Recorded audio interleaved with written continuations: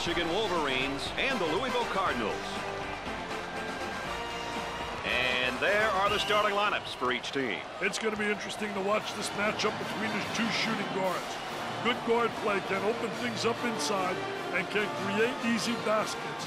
Let's see if one of these guys get hot. Tonight we've got two skilled big men that'll be going toe-to-toe with one another. Number 24 is the floor general out there. He's got great court sense. Starting across from him tonight will be another great player that knows how to run a squad out there. It should be a great matchup throughout the night. All right, there you have it. Let's get to the action, see what's in store for us.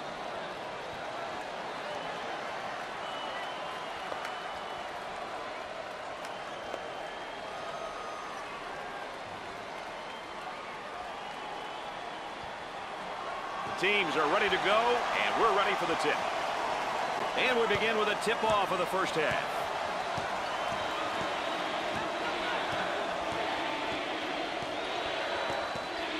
They'll work it around the arc.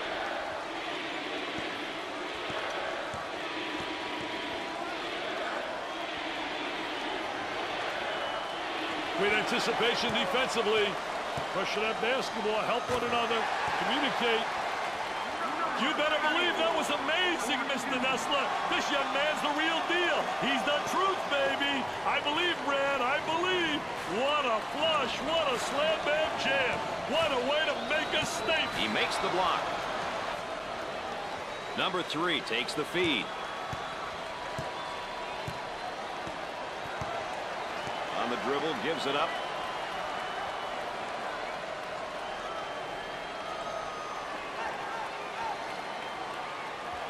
And our trifecta for the night. Aaron Andrews on the sideline with Dick Vitale. I'm Brad Nessler. Nice to have you along with us. That spin move's not going to work against this defense. That's a no-no, baby. Defensive player beats him to the spot.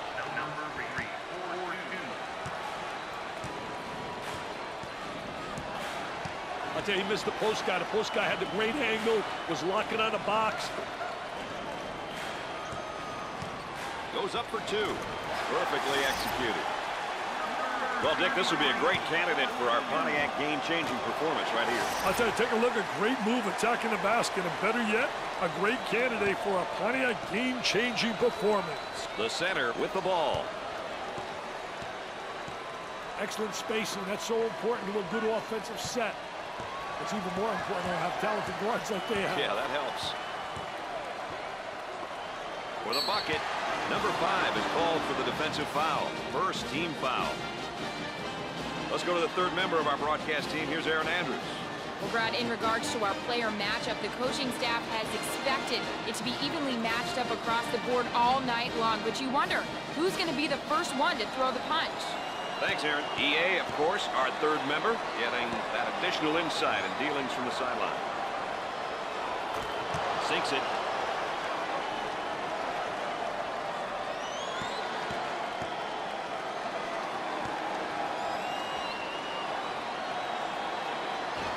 Second one, no good. The shooting guard receives the pass.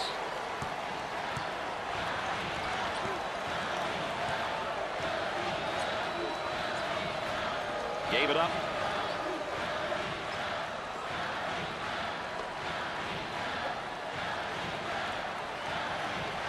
He could not get more wide open. Nope.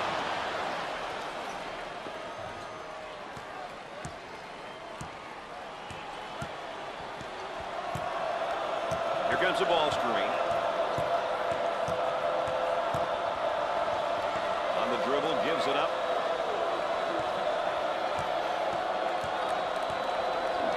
Slam jam bam, up and away, the elevator man, they love it.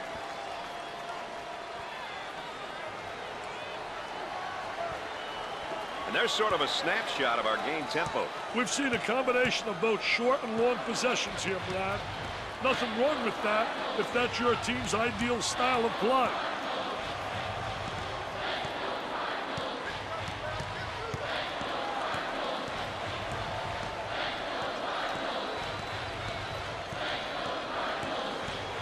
Looking to move it around the perimeter. 10 seconds on the shot clock. Now the turnaround jumper. 2-for-1 opportunity. The Wolverines are the type of team who would like to slow it down, Dick. They need to slow things down, Brad. I don't believe their coach wants them to play at an up-tempo pace.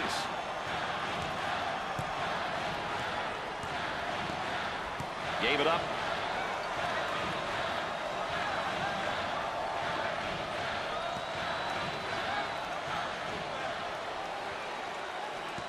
And he goes with a spin. I tell you, field the defensive player on your hip, going one way, you spin back the other way.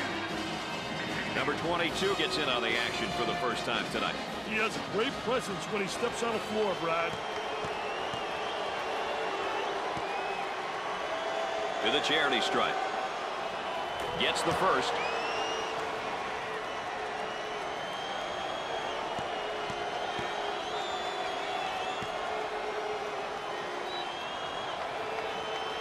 Got them both. He converts on that free throw line, and that's major.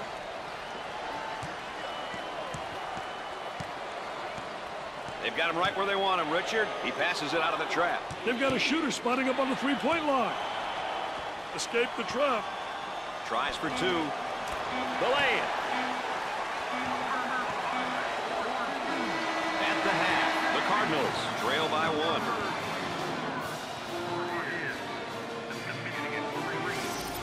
So let's take a look back and watch the play of the half.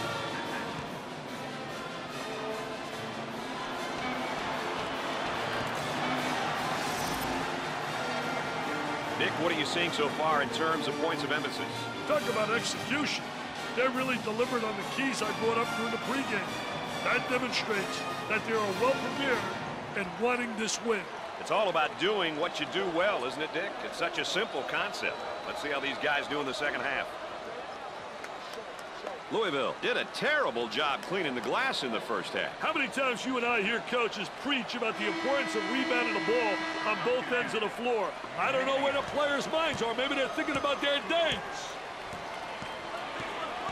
Dick, in the second half, our player matchup update, and they're playing very, very even right now. They're not making mistakes. I'll tell you, really great balance out there, because you look at the stars right now, they're getting the ball in the right place on the court where they can be effective. Hey, dodge one there, Brian. Great composure to pass it out of the trap. The point guard gets the ball. He unloads a three. He can't get the hoop to fall.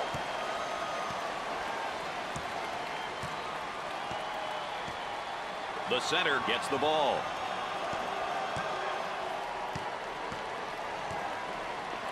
On the dribble, gives it up.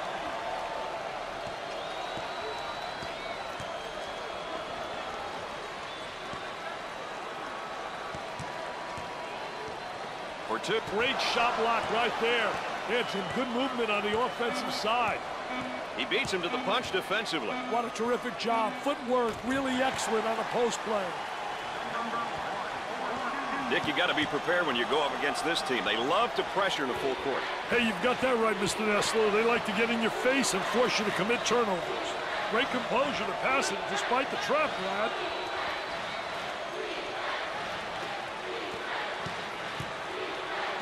Steals the pass. Gave it up. Good job defensively. They just won't give him any openings. Pressure in the basketball. On the outside.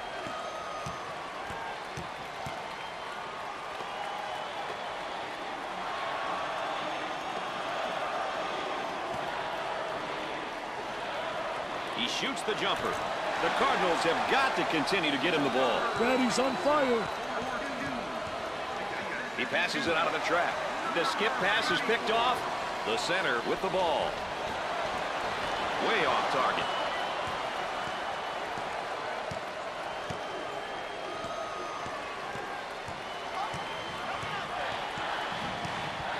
Dump it inside. They go with the entry pass on the post. Turnaround jumper. Nothing but nylon. Nice smooth turnaround jumper. The only negative, he's falling away. If he misses, he's got no rebounding ability. Well, let's check in with Erin Andrews and what she's got in store for us. Erin? Brad, both coaching staffs expected this to be an even matchup. Who will throw the first punch, and how will the other react? Erin Andrews, our sideline correspondent. I'll let you know that with an additional insight there.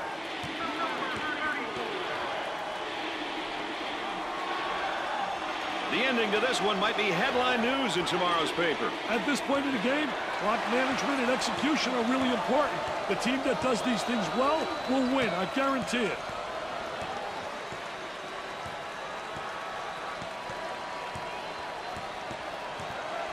Now trying to feed the low block. He takes the shot. Nails the deuce. We've got a timeout, Dick, and I'll be back in a moment. That's a good TO, baby.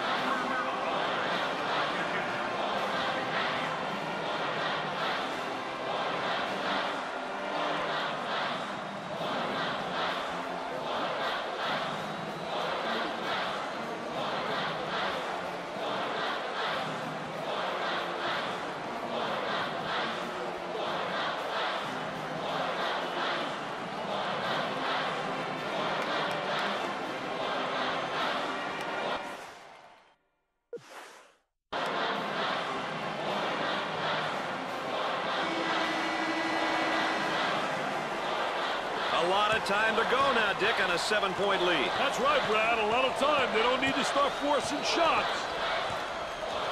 Number 22 takes the pass.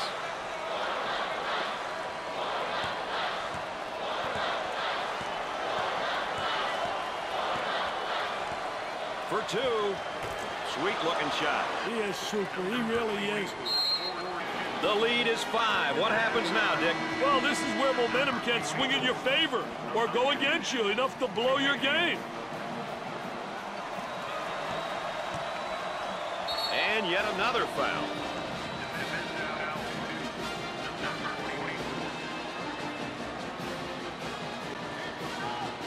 A 5-point lead could go either way with this much time, Brad. Oh, it certainly can, Dick. Sometimes a stat that gets lost, Dick, turnovers, and that can kill you in a ball game. I'll tell you, turnovers can absolutely destroy a team's performance. If you give teams easy baskets, you got no shot to win.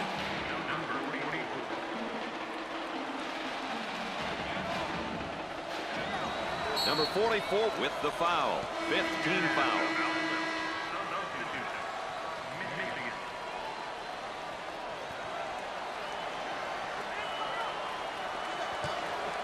And yet another foul as they're just trying to hang on here.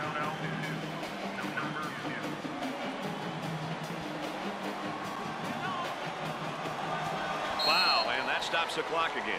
Nobody likes this point of the game when the losing team is fouling in order to stop the clock.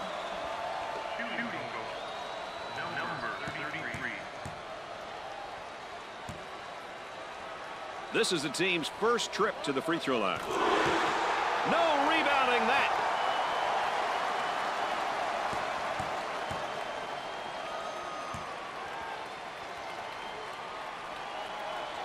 Hits his second. Timeout. You've got to be able to execute, and coming out of a timeout, I think it's really important, don't you, Dick? You know, it's mandatory, Brad. I think it's crucial to have all 5 players on the same page and ready to execute. Your goal coming out of a timeout should be to get a stop or a score, depending on whether you're on offense or defense.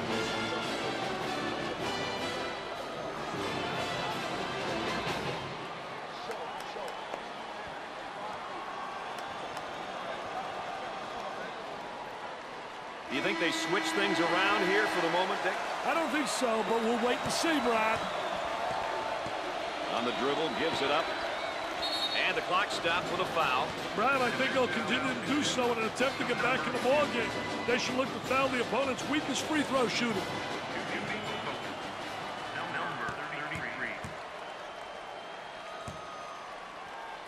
He steps up to the line. Misses the front end of the 1-and-1. There's no substitute for a timeout at this point of the game, is there, Dick? There sure isn't, Brad. Anything can happen on any possession, and the game can swing back and forth in a heartbeat. It's good if your team can get a minute to regroup and talk things over.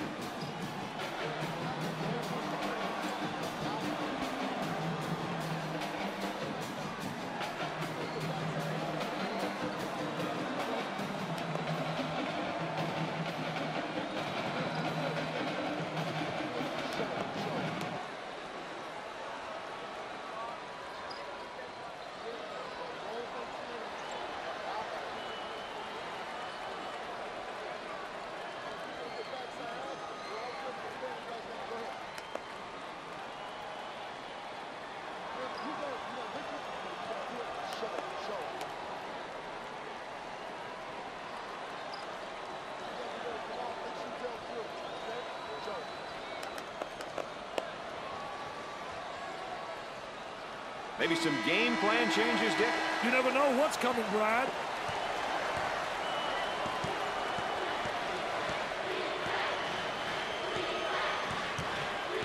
Kicks it out. He takes the shot off the baseline. It'd be nice if he could get some assistance out there. That young man is doing it all for his team right now. Brad, he's not getting any help out there. It's basically 1 against 5. Not good odds.